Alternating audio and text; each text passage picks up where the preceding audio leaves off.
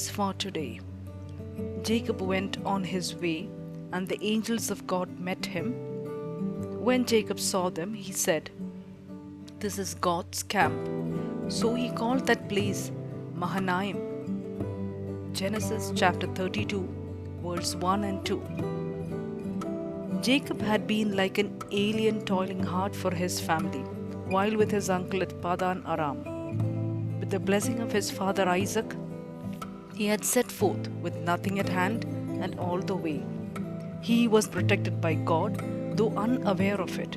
God appeared to him, giving him the revelation of the ladder to heaven, showing him how precious he was, and giving him the courage to move on in life, even when things went harder for him.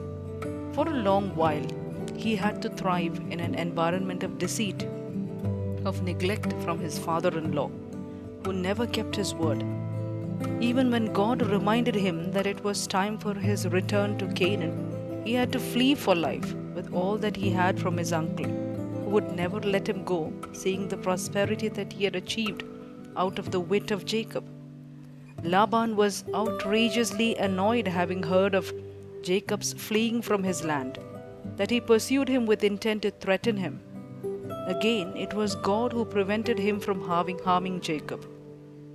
Therefore, the two decide to part ways, Laban with his sons back home and Jacob back to his homeland.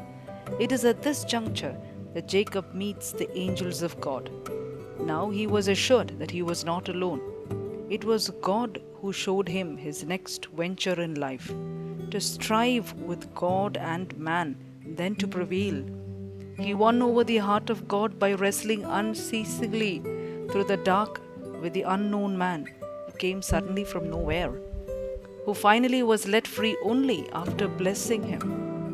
He then passes on towards the land of Seir to meet his brother Esau, to reconcile with him, though tired, weary, and limping because of all that had occurred to him. To us, the Lord reminds that life may not be easy at times.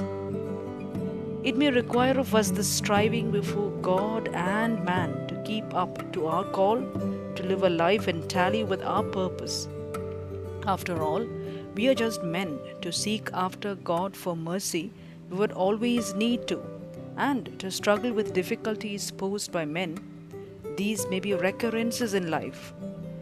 Jesus wants you to understand who you are and what you are called to do today. Ask Him why. Amen. Dr. Mini Sherino.